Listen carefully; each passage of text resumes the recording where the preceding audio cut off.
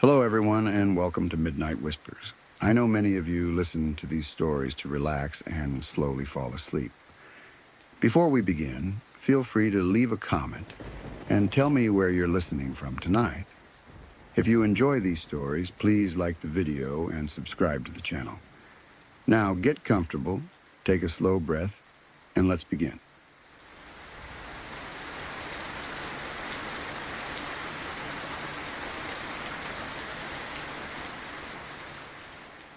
This has happened to me more times than I can comfortably count. And for a long time, I didn't talk about it much because it sounds ridiculous if you haven't experienced it yourself. Every time it happens, it feels completely real in the moment. Not dream real, not half-awake confusion. Real in the way that makes your body react before your brain has a chance to question anything. Most of the time, it happens when I'm asleep or just waking up. I'll open my eyes and instantly feel like someone is in my room. Not a vague feeling, a certainty. I can see them. They're usually standing near my door or somewhere close to my bed, and they look wrong in that unmistakable way where your brain knows something isn't normal, but can't explain why. The figure is there, solid enough that my eyes register it, but shadowy at the same time. Sometimes it's human-shaped, sometimes just a presence that has a shape by default. When it first started happening, I would freeze. I'd sit up in bed, heart pounding, staring straight at whatever I thought I was seeing. I wouldn't scream or move. I'd just lock up completely, because I couldn't tell if it was real or not. There's a very specific kind of fear that comes from that uncertainty. If you know something isn't real, fear fades fast. If you know it is real, you react. But when you don't know, your body goes into this horrible middle state where everything stops. I'd stare, barely breathing, and blink slowly. Sometimes I'd blink over and over, forcing my eyes to focus, telling myself that if it was a dream, it would disappear. And sometimes it did. One blink it would be there, the next it wouldn't. The room would snap back into normality, shadows settling into familiar shapes, door frame looking like a door frame again instead of something watching me. Other times, I didn't freeze at all. Sometimes my body went straight into fight or flight before my mind caught up. If the figure wasn't blocking my way to the door, I'd run. No hesitation. I'd be out of bed and moving before I was fully conscious. My brain would only catch up once I was already in motion. More than once, I've woken up properly while standing in my living room, heart racing, confused about how I got there. I live in a small condo, so it doesn't take long to cross from bedroom to living room, but that short distance feels like a blur when it happens. One moment I'm asleep, the next I'm standing under the living room light, breathing hard, trying to piece together what just happened. If the figure was between me and the door, my instinct went the other way. Instead of running, I'd leap at it. There was no conscious decision involved, no thought process, just this overwhelming certainty that something dangerous was blocking my escape, and the only option was to get through it. It didn't matter what it was. My body reacted the same way every time, like a switch had been flipped. Looking back on it while fully awake, the idea of attacking something I couldn't even confirm was real is terrifying in its own way. But in the moment, it feels logical, necessary. One incident in particular stands out because it was the first time someone else witnessed the aftermath. I was sleeping next to my ex at the time. We were both in bed, covers pulled up, the room dark and quiet. I don't know what triggered it that night, but I woke up suddenly and saw two figures standing at the foot of the bed. Not one, two. They weren't touching us, but they were close enough that my body reacted instantly. My first thought wasn't about myself. It was about her. I remember this very clearly. I thought that if something was wrong, I couldn't just run and leave her there. The door was blocked anyway, so my brain skipped straight to the same instinct it always did in that situation. I jumped. What I didn't account for was the fact that I was almost completely wrapped in blankets. When I launched myself forward, the blankets came with me. They ripped off the bed in one violent motion, tangled around my arms and legs, and turned what should have been a clean leap into a chaotic mess. Our bedroom wasn't very big. The distance from the foot of the bed to the wall was shorter than my body probably assumed in that half-dream state. I didn't hit anything that resembled a shadowy figure. I hit the wall, hard. I remember my head planting into it, the shock snapping me into full awareness instantly. I slid down to the floor, tangled in blankets, heart hammering, trying to understand why I was suddenly in pain. Behind me, my ex woke up to the sound of the impact and sat bolt upright, staring at me like I'd completely lost my mind. From her perspective, I had gone from being asleep to launching myself out of bed, tearing all the covers off and slamming into the wall for no apparent reason. She just stared at me and said something along the lines of, "What the hell are you doing?" I didn't even know how to answer that. I was still catching my breath, still half shaken by what I thought I'd seen, trying to reconcile the image of two figures at the foot of the bed with the very solid wall my head had just met. I mumbled something about a dream, about thinking something was there. She was confused, irritated, but more concerned than angry. That wasn't the last time something like that happened while we were together. Eventually, she got used to it. That alone should tell you how often these episodes happen. When something strange becomes routine, it loses its shock value. By the time I jumped out of a window while sleepwalking, she barely reacted the way a normal person probably should have. She was alarmed, sure, but not surprised. It had become part of living with me. The thing is, these episodes don't always follow the same script. Most of the time, it's a figure, a presence that feels human, or at least humanoid. Something watching, something waiting. But recently, something changed. Just last week, I had an experience that was similar in structure, but completely different in form. Instead of waking up and seeing a figure in my room, I woke up convinced there was a small animal in bed with me. A kitten. A little stray kitten that had somehow gotten under the covers. I don't own any pets. I haven't for a while. There was no logical reason for this belief, but logic wasn't part of the equation at that moment. I could feel it, or at least I thought I could. A small, warm shape shifting near my legs. My immediate reaction wasn't fear. It was concern. I was terrified that I had rolled over onto it in my sleep or scared it.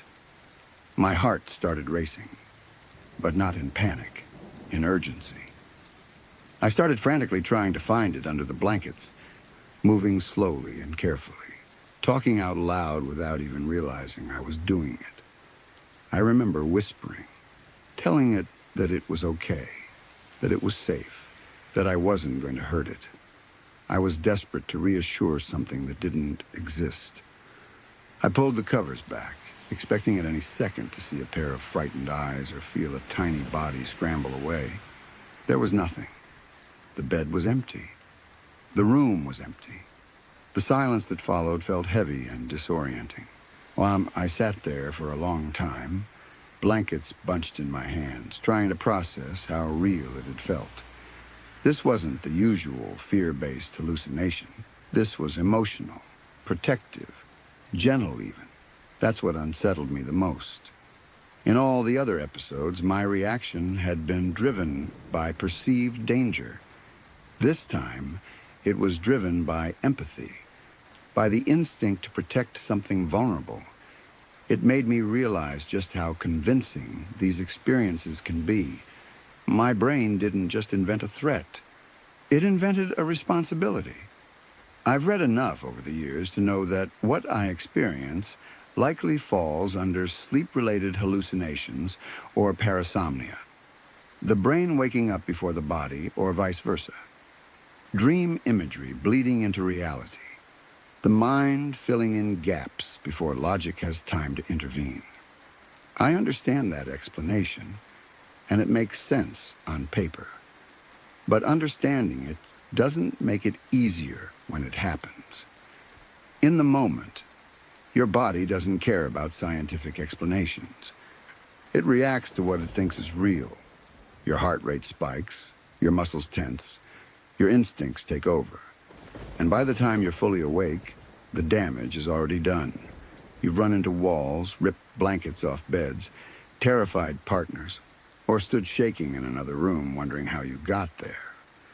What makes it worse is how vivid the memories are afterward. These aren't hazy dream fragments that fade with daylight.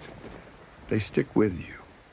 You remember where the figure stood, how close it was, the feeling of being watched.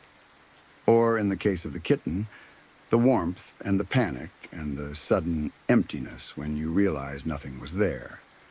I don't think these experiences mean anything supernatural. I don't think there's something actually standing in my room at night. But I also can't deny how deeply they affect me, how real they feel, how they blur the line between sleeping and waking in a way that makes you question your own perception. Each time it happens, there's a brief period afterward where I'm shaken, even embarrassed. I replay it in my head, analyzing it from every angle, trying to figure out what triggered it this time. Stress, lack of sleep, anxiety, changes in routine.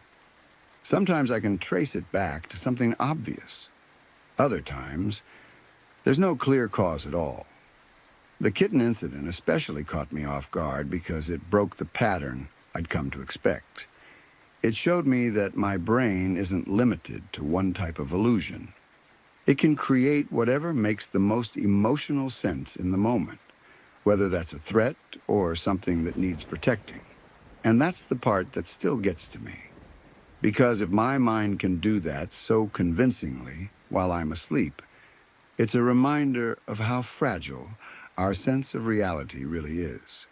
How easily the brain can fill in blanks and present them as truth. How quickly instinct can override reason. When people talk about seeing things at night, about figures in their rooms or presences they can't explain, I understand them on a level that's hard to put into words. Not because I believe it's something supernatural, but because I know how real it feels when your brain decides it is. Even now, when I wake up suddenly in the dark, there's always a split second where I scan the room, checking corners, doorways, shadows, making sure everything is where it should be, making sure nothing is watching. Most nights, nothing happens.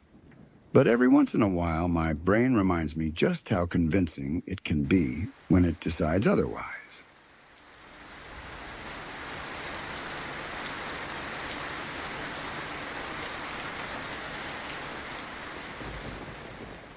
I live with my family in a small apartment.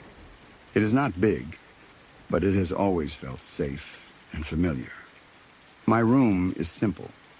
A bed against one wall, a desk by the window, a closet with a door that never fully closes unless you push it hard.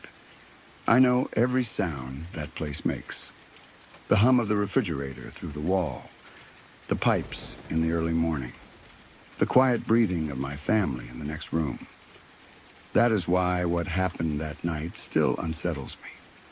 Nothing about it felt normal, even though everything around me looked completely ordinary. I woke up early that morning, or at least I thought I did. The room looked exactly the way it always does at that time of day. Soft light coming through the curtains, shadows in the corners. My blanket half twisted around my legs. But I had this strong feeling that I was not alone. It was not the kind of fear you get from a nightmare where something jumps out at you. It was more subtle. It felt like awareness. Like when you know someone has walked into a room behind you even before they speak. I knew my family was in the other room. I could hear faint movement, the kind that comes from people still asleep, so it made no sense that I felt someone else there with me. I stayed still, staring at the ceiling, trying to convince myself it was just leftover dream anxiety. Then I heard something, not with my ears. That is the part that makes it hard to explain. It was not a sound in the room. It did not echo. It did not come from a direction. It felt like a word was placed directly into my mind. Hello. It was clear, calm, not loud, just present. I froze. I remember thinking that maybe I was still dreaming, but my eyes were open and I could see my room clearly. Everything looked normal. The light, the furniture, the walls. There was no distortion, no blurry edges like in dreams. It felt like I was awake. Without thinking too much, I responded. But I did not speak out loud. I answered the same way the voice had spoken to me, in my thoughts. Hello? The moment I did that, I realized how strange it was. I had not moved my lips. I had not made a sound. Yet the response felt sent, like a message. I swallowed and asked again in my head, "Who's there?" There was a pause. Not long, just a few seconds. Then the answer came. "I'm Anya. I'm an 18-year-old girl. I'm a suicider." That word stuck with me. It sounded odd, almost unnatural. Not "I died," or "I killed myself." Just, "I'm a suicider." The way it was phrased felt detached and clinical, like someone describing a fact instead of a tragedy. For a few seconds after she said that, something else happened. Right in front of my eyes, almost like it was projected into the air above me, I saw an image. It was black and white, grainy, like an old photograph. 3 people stood in what looked like a summer camp setting. Trees in the background. Simple clothing. The image flickered slightly like an old film reel. One of the figures looked like a slim girl with dark hair. Her features were not clear, but something about her presence stood out. The image lasted only a few seconds, then faded. At that point, I genuinely did not know whether I was awake or dreaming. Everything felt too vivid to be a normal dream. But everything also felt too unreal to be happening in my physical room. I asked her, still in my thoughts, why did you come here?" The answer came quickly. "To be friends." There was something about the way she said it that made me uneasy. It did not feel warm. It did not feel lonely. It felt flat, almost rehearsed. For some reason, instead of responding seriously, I tried to make a joke. I do not know why. Maybe it was a nervous reaction. Maybe I was trying to make the situation feel less frightening. I said, "Well, we couldn't have sex anyway." The moment I thought those words, everything changed. The image of my room vanished. Not slowly, instantly. It was replaced with complete darkness. Thick, heavy darkness, like being underwater at night. And then, out of that darkness, something formed. A massive skull, made of what looked like swirling smoke, rushed toward me. It was not solid, but it was clear enough to recognize. Its eye sockets were hollow and deep. The smoke that formed it twisted and moved like it was alive. I tried to scream, but I could not make a sound. My mouth felt frozen. My chest felt tight. It was like sleep paralysis, but I was convinced I had already woken up before all of this started. The skull came closer, filling my vision. I felt pure fear at that moment. Not confusion, not curiosity. Fear. And then something shifted in my mind. I was struggling with depression at the time. I had been feeling low for weeks, maybe months. I had a lot of negative thoughts. I felt drained and hopeless often. In that moment, a thought came to me very clearly. It felt like understanding. Whatever this was, it was feeding on negativity. I do not know why that idea felt so certain, but it did. And instead of panicking further, I focused. I said, firmly in my thoughts, "Anya, we can't be friends. You should go now. Go away." I said it with confidence, not anger, not mockery, just certainty. As soon as I did, everything stopped. The darkness vanished. The skull disappeared. The feeling of pressure lifted. I opened my eyes and sat up abruptly in my bed. This time, I was sure I was awake. My room looked exactly the same as it had at the beginning. The light through the curtains, the desk, the closet door slightly open. But I was drenched in cold sweat. My heart was pounding so hard I could hear it in my ears. I listened carefully. No voices, no thoughts that were not my own. Just the quiet apartment. To this day, I do not know what that experience was. It could have been a vivid nightmare. It could have been a form of sleep paralysis mixed with lucid dreaming. There are scientific explanations for how the brain can create incredibly realistic hallucinations between sleep and wakefulness. When you are depressed or stressed, those experiences can feel even more intense. But what unsettles me is how real it felt. The clarity of the room, the way the conversation felt structured, the image of the photograph, the sudden shift to darkness. I have replayed it in my mind many times. I'm trying to find a rational explanation that satisfies me completely. Sometimes I convince myself it was just my brain misfiring during a half-awake state. Other times, I am not so sure. What I do know is that it happened during a period when I was emotionally vulnerable. Whether it was my subconscious mind manifesting something symbolic or just a dream blending into reality, it left a strong impression. After that night, I focused more on improving my mental health. I did not want to feel that heavy, negative state again. I started paying attention to my sleep, my mood, my habits, and I never experienced anything like that again. I still think about it sometimes, especially when I wake up in the early morning and the room feels too quiet. Was it just a nightmare that felt real? Or was it something else entirely? I honestly do not know.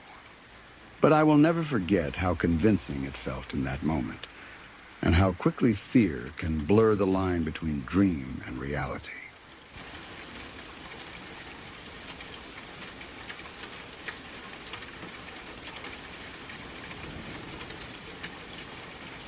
When I was about 18, I had just moved into my first apartment with a couple of friends.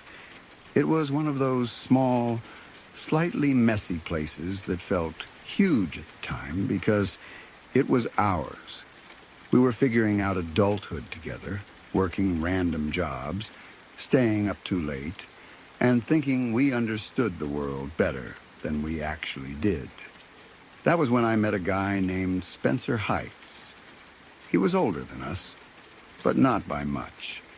I do not remember exactly how he got introduced into our circle. It might have been through mutual friends or someone's workplace. Back then, social circles overlapped easily. You met someone at a party, they showed up again a week later, and suddenly they were part of the group. At first, he did not seem especially different from anyone else. In Texas, firearms are common. Most of us grew up around them. It was not unusual to know people who hunted, owned guns, or talked casually about them. That alone never raised red flags for us. It was just part of the culture. But there were moments that felt off. One night, he came over to our apartment after some kind of fight. I remember opening the door and seeing that he had 2 black eyes and other injuries. His face looked rough, swollen in places. He brushed it off and told us he had been jumped. He did not offer many details, and none of us pushed too hard.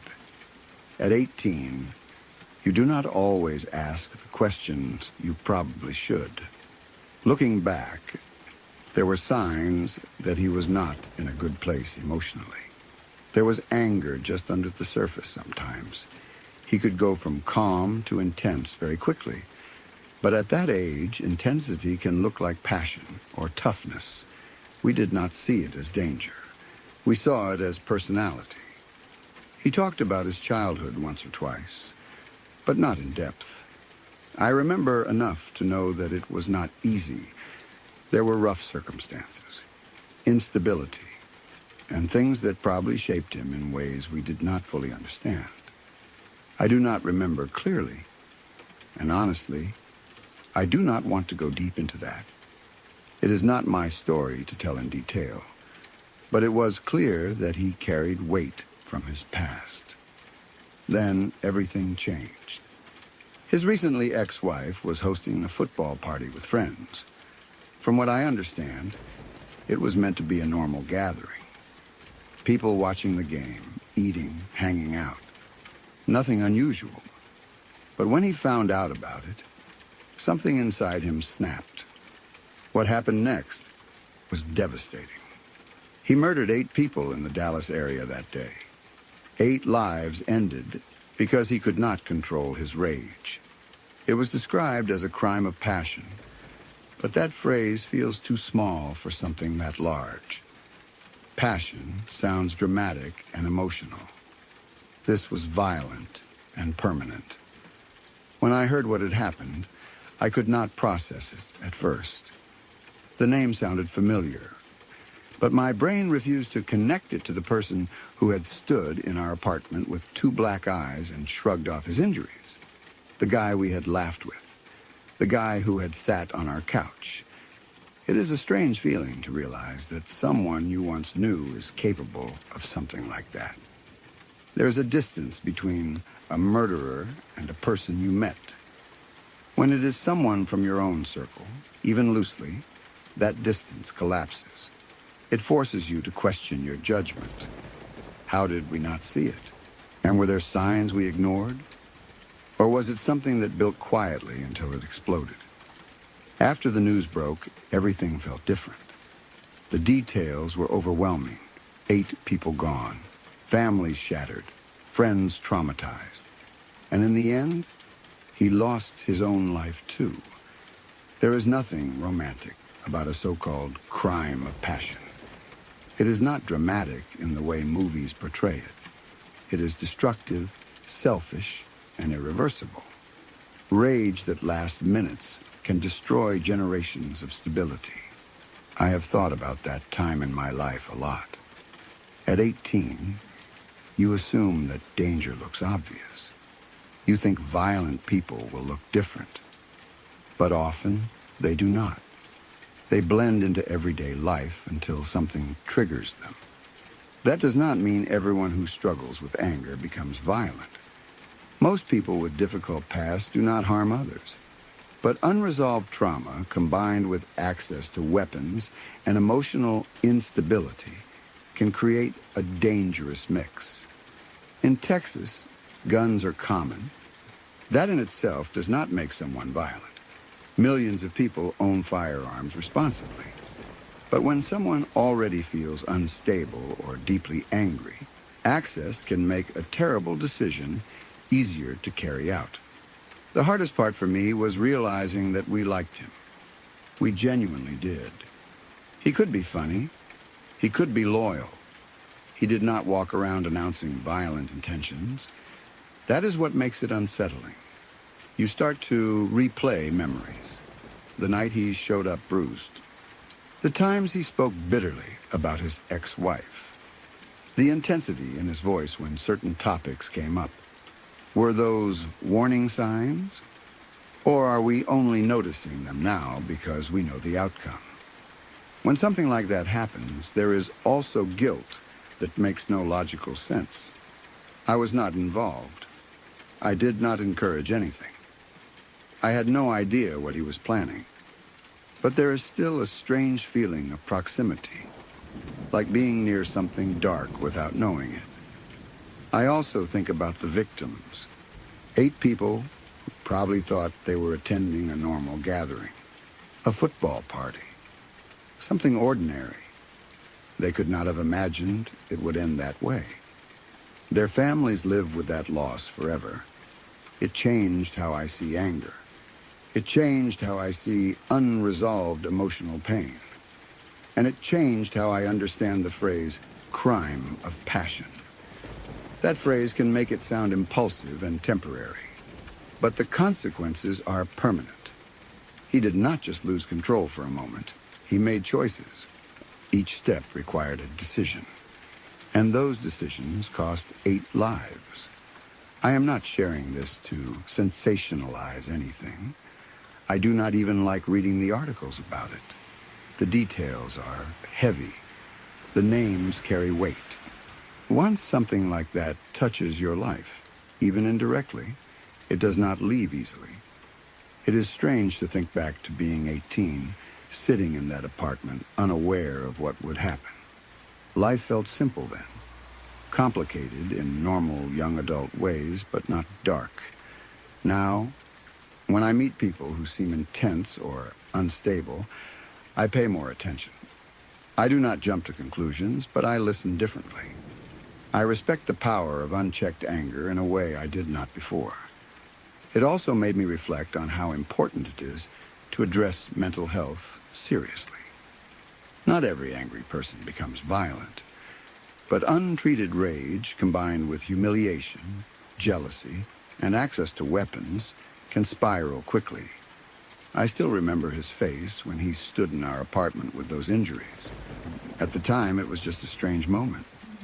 Now it feels like a snapshot of someone already unraveling. What he did cannot be undone. The 8 people he killed cannot be brought back. And the ripple effect of that day will continue for years through the families and friends left behind. Sometimes when I think about it, the biggest realization is how ordinary everything felt before it happened. That is what unsettles me the most. The fact that life can look normal right up until it is not. And that someone you once shared a living room with can become a headline for something unimaginable.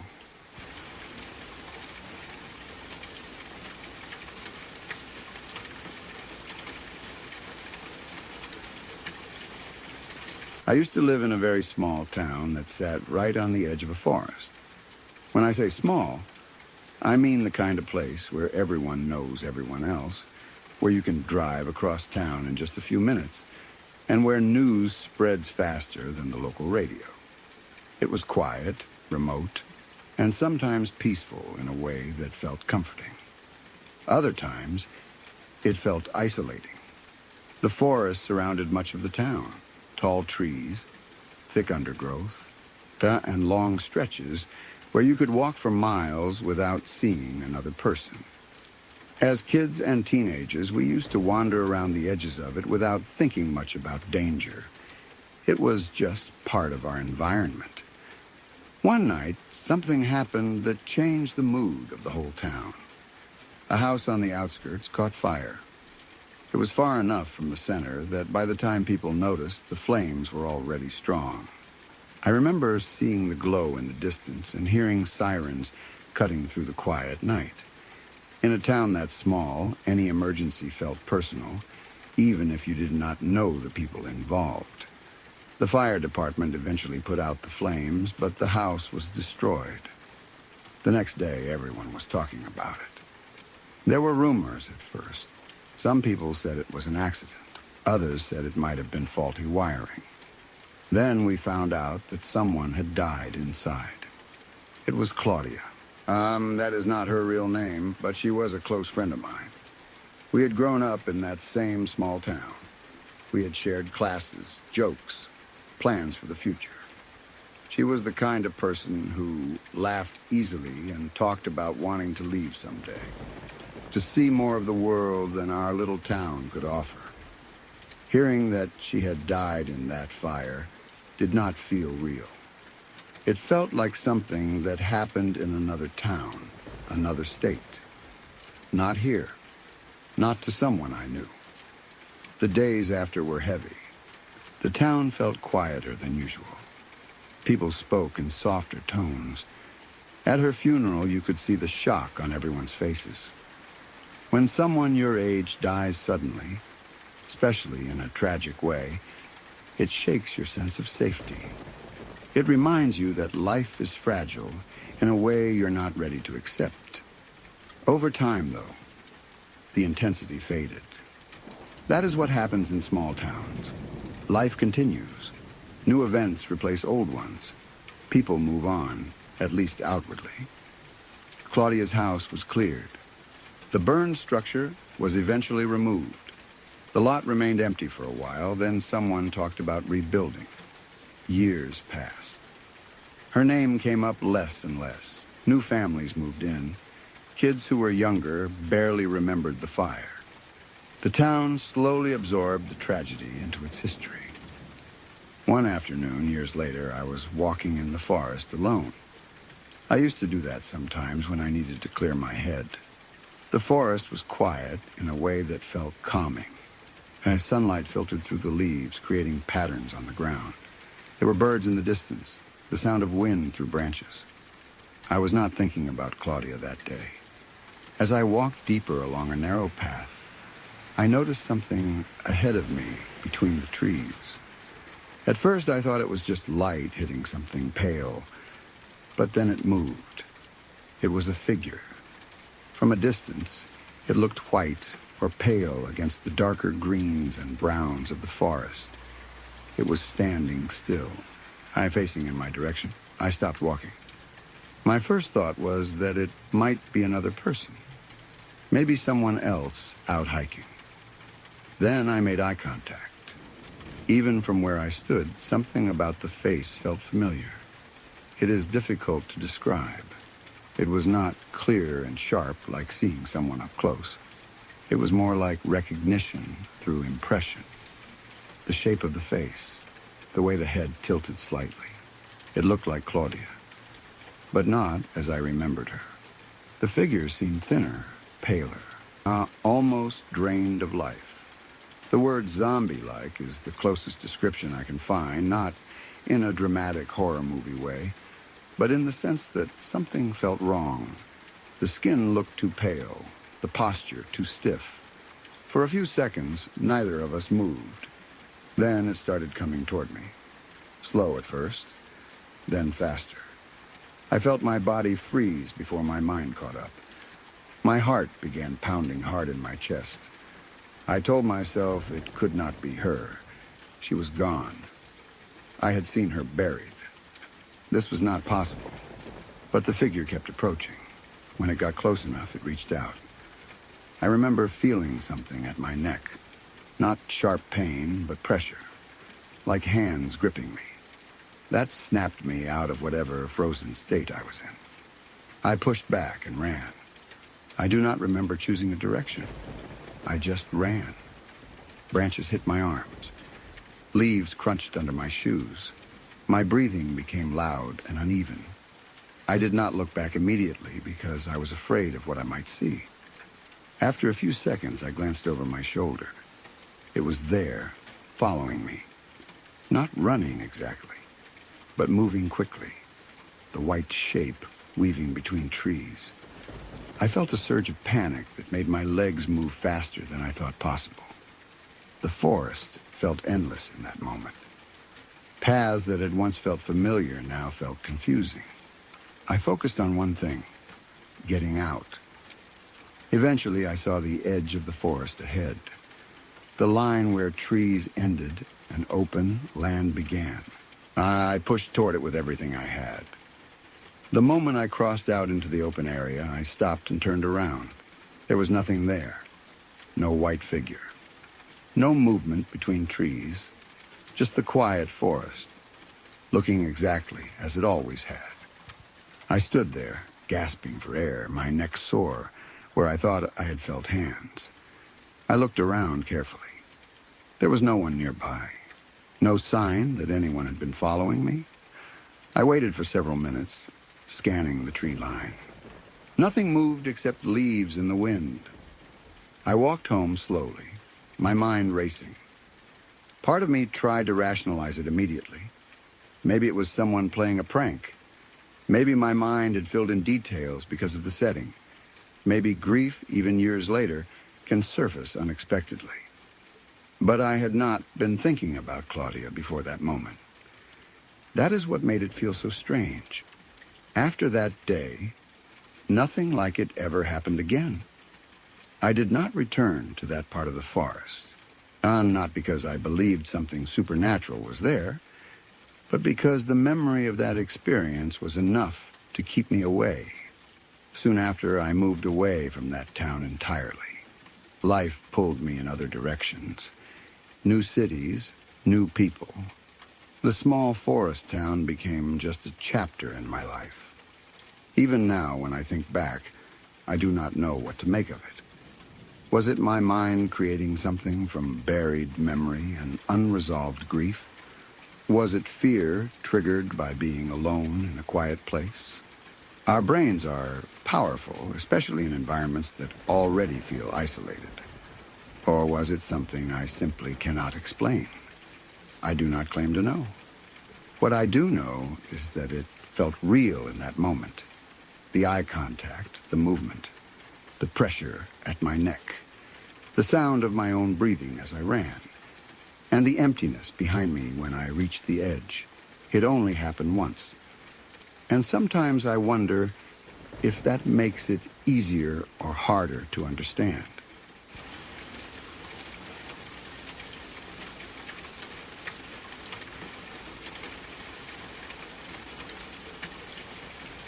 When I first moved to the south side of Atlanta, it was supposed to be a fresh start. I had signed a short-term lease for 6 months, just enough time to see if I liked the area and whether I wanted to stay longer.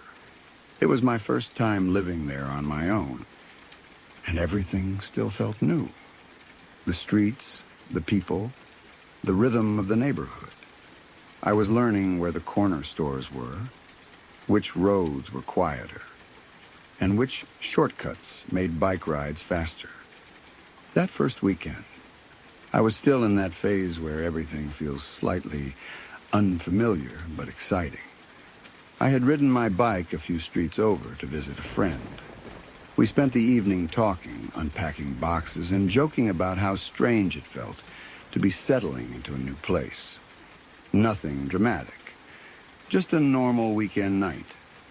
It was dark by the time I headed home. The streets were quiet, and there were only a few streetlights casting yellow pools of light along the road. I remember feeling calm. It was not late enough to feel unsafe, and the air was warm in that southern way that lingers even after sunset. As I rode down one of the side streets toward my place, I passed a parked car on the side of the road. At first, I did not think much of it. But something caught my eye. There was a thick, dark liquid dripping slowly from the driver's side door onto the pavement. It looked almost syrupy under the streetlight. I kept riding for a few seconds, trying to process what I had seen. My first thought was honestly something minor. Maybe someone had spilled something. Maybe they had left a drink on the roof of the car, and it had tipped over. It crossed my mind in a strangely casual way. I even remembered thinking that it looked like the kind of unfortunate spill someone might post online as a, well, that sucks moment. But something about it felt off. The amount, the way it was pooling on the ground. I slowed down, then circled back. When I approached the car more carefully, I could see through the driver's side window. The streetlight hit the glass just enough for me to make out a figure slumped forward in the seat. For a split second, I assumed the person might be asleep or passed out. Then I noticed the hole in the window. It was small, but unmistakable. A single puncture in the glass. I stepped closer. The liquid dripping from the door was not soup or a drink. It was blood. The person in the driver's seat had shot themselves in the head. The position of the body, the wound, the stillness of it all, it became clear within seconds. There was no movement, no sign of life. I felt my body go cold. The calm bike ride home was gone in an instant. My heart started pounding, and for a moment I just stood there staring, trying to convince myself I was misunderstanding what I was seeing. Then I heard something else, a faint sound from inside the car. It was small, weak, but it was there. I walked around to the back of the vehicle and looked through the rear window. There was a child in the back seat, a small child. I later learned he was 5 years old. He was slumped awkwardly, but moving slightly. It took me a second to register what I was seeing. Then I saw blood on his shirt. That was when everything shifted from shock to action. I pulled out my phone and called 911. I tried to keep my voice steady as I explained what I had found. A man in a car, a gunshot. A child in the back who looked injured but alive. I gave the street name, described the vehicle, and answered every question they asked. The dispatcher told me help was on the way. I stayed on the line for a few moments, watching the car from a short distance. I did not know whether it was safe to get closer. I did not know if the man was truly gone, or if there was any danger left. My brain was racing through possibilities. Within minutes, I could hear sirens in the distance. They grew louder quickly. Police cars and an ambulance arrived, lights flashing against the dark street. IE officers approached the vehicle carefully. Paramedics moved with urgency. Once they took over, I stepped back. I answered a few questions from the police, told them what I had seen. Explained that I had been riding home when I noticed the liquid and circled back. After that, there was nothing more for me to do. I left the scene slowly, my bike feeling heavier than before. That night, I barely slept. The image kept replaying in my head. The drip of blood, the stillness of the driver, the small movement from the back seat. The next day, the story was on the news. It was confirmed as a murder-suicide attempt. The father had shot his 5-year-old son in the stomach and then turned the gun on himself. The father died at the scene. The child was rushed to the hospital. The boy survived. When I read that part, I felt something I cannot fully describe. Relief, of course, but also a strange weight. I started thinking about timing. If I had not circled back. If I had assumed it was just a spill and kept riding. If I had been distracted. If I had taken a different street home. How long would that child have sat in the back seat, bleeding? I am not a doctor. I do not know exactly how much time he had. But I know that emergency response time matters. Minutes matter. Sometimes seconds matter. I think about that sometimes. I was new to that neighborhood. It was my first weekend there. I did not know the streets well yet. But that random bike ride, at that exact time, changed something for that family forever. The father's decision that night was something I still struggle to understand. The idea of harming your own child is beyond what most people can comprehend. There must have been despair, anger, or mental illness involved. Something deeply broken. But none of that changes the fact that a 5-year-old was sitting in the back seat of that car, injured and alone, after something unthinkable happened. For weeks afterward, I found it hard to ride my bike at night. Every parked car caught my attention. Every dark street felt heavier. I became hyper-aware of my surroundings in a way I had not been before. I also felt a strange sense of responsibility. Not in a self-congratulatory way, but in a fragile way. Like I had stumbled into a moment where my choice to turn around mattered. There is something unsettling about realizing how often we pass by things without looking closely. How many times have we seen something odd and dismissed it? Most of the time, that instinct is correct. Most of the time, it is nothing. But sometimes it is not. That experience changed how I respond to small doubts. If something feels wrong, I check. If something seems out of place, I pause. It is not about paranoia. It is about awareness. I also think about that boy sometimes.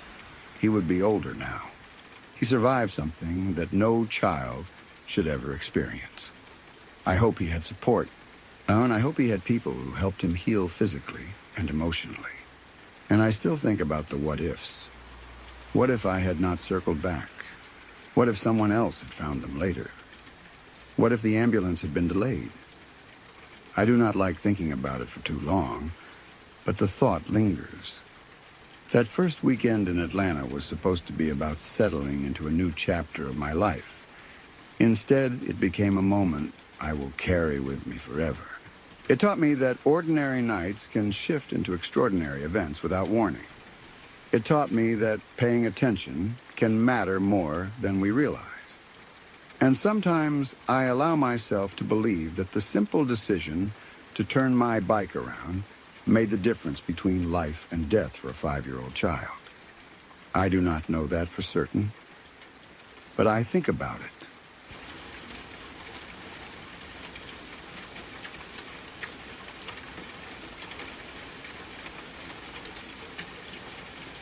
My cousin told me this story years ago, and even now, whenever I think about it, I can still picture the scene clearly. It happened late one night when he was coming back home after being out with friends. He had probably been at a party or just hanging out longer than he should have. It was one of those nights where you don't really think about danger. You are tired, maybe a little distracted, just focused on getting inside and going to bed. He lived in a quiet neighborhood, the kind where most houses look similar, and the streets are usually calm after dark. It was not a high-crime area, at least not known for anything serious. That is part of what makes the story unsettling. It did not happen in a place you would expect something like that. It was well past midnight when he parked his car and started walking up the short path toward his front door. The air was cool, and everything felt still. No cars driving by, no people outside, just the faint sound of insects and maybe the hum of a distant streetlight. As he got closer to the house, he suddenly heard something. It was a rustling sound coming from the bushes near the side of the yard. Not loud, but clear enough to break the silence. The bushes were thick and close to the walkway. In the dark, they looked like one big shadow pressed against the side of the house. He paused for a second and looked toward the sound. Now, all he could make out was what he later described as a dark blob inside the bush. It did not look like a person at first. It just looked like a deeper patch of darkness within the leaves. He assumed it was probably a stray cat or maybe a raccoon. In quiet neighborhoods, that is usually the logical explanation. So he did what most people would do. He shrugged it off. He turned back toward the door and kept walking. He reached for his keys in his pocket, already thinking about getting inside and going to bed. That is when he heard something else. Breathing. Not his own. Not the wind. It was steady. Human breathing. Close. Too close. He froze. The sound was coming from the same bush, slow, controlled breathing. The kind you hear when someone is trying to stay quiet but cannot completely hide their presence. He slowly turned his head back toward the bushes. This time he focused harder. His eyes adjusted to the darkness a little more, and then he saw it clearly. There was a figure crouched inside the bush. The blob was not an animal. It was a person, a masked person. The mask covered the face completely, making it impossible to see who it was, but the eyes were visible through the openings. and those eyes were looking directly at him. He told me that moment felt unreal, like time slowed down. His brain was trying to process what he was seeing while his body was preparing to react. There was no conversation, no warning, just eye contact between him and someone hiding outside his own home. The figure did not say anything. It did not move toward him immediately, but the message was clear. This was not random. This person was waiting. The realization hit him all at once. Whoever was in that bush was not hiding from him. They were hiding for him. He did not try to unlock the door. He did not try to confront the person. He did not shout. He turned and ran. He sprinted back down the walkway toward the street, eyeing toward his car, anywhere that was not near that house. He did not look back at first. His only goal was distance, distance between him and the masked figure. Later, he said he could hear movement behind him as he ran, but he did not know if the person actually followed or if it was just the sound of bushes moving. Fear makes every sound feel amplified. He got into his car as fast as he could and drove away without thinking twice. He did not circle the block. He did not slow down. He just left. He ended up going straight to a friend's house. He was shaken up, still trying to make sense of what had just happened. He told his friend what he saw. They debated whether to call the police immediately or wait until morning. In the end, they decided not to return to the house that night. The next morning, when he went back home, things were different.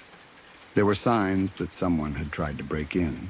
Nothing major had been taken, but there were marks near the door and around a window. It looked like someone had been attempting to get inside. The police were eventually notified, and it was confirmed that there had been an attempted robbery. The timing made it clear that whoever had been hiding in the bush had likely planned to break in, or maybe was already in the process of trying when my cousin came home unexpectedly. The most chilling detail was what they found near the bushes, the mask. It had been left behind, and whether the person dropped it in a rush or removed it while escaping, no one knows. But the mask was there on the ground near the spot where my cousin had first seen the dark shape. That detail stuck with him the most. The idea that someone had been crouched just feet away from where he would have stood to unlock his door, waiting in silence, breathing in the dark. He still talks about how close it felt. If he had not paused when he heard the breathing, if he had turned his back fully and focused on unlocking the door, if he had ignored that instinct completely, what would have happened? Would the person have rushed him from behind? Would they have forced their way inside? Would it have turned violent? Those questions never really leave. The part that unsettles me most is how normal the night started. Just someone coming home after a long evening out. The kind of night that happens all the time in neighborhoods across the United States, Canada, and the UK, quiet streets, dark yards, people unlocking their doors without thinking. We often assume danger announces itself loudly, but sometimes it waits silently in the bushes. My cousin says that ever since that night, he listens differently when he walks up to his door. Every rustle in the leaves means something. Every shadow gets a second look. He installed better lighting around the house, cameras too. He does not dismiss small sounds as easily anymore. There is something about hearing human breathing in the dark that changes you. It is intimate and threatening at the same time. It means someone is close enough to feel their presence without seeing them clearly. The story could have ended much worse. He got away. No one was hurt. Nothing was stolen. But the idea that someone was waiting for him, hidden just feet away from his own front door, is enough to make anyone uneasy. Whenever I think about it, I imagine that first glance at the bush, seeing only a dark shape, almost ignoring it, almost convincing yourself it is nothing, and then hearing that breathing. It is a reminder that sometimes the smallest detail, the faintest sound, can be the difference between walking into danger and running away from it. He was lucky that night. Lucky that he paused. Lucky that he trusted his instincts. Lucky that he ran. And sometimes luck is all that stands between an ordinary night and a headline the next morning.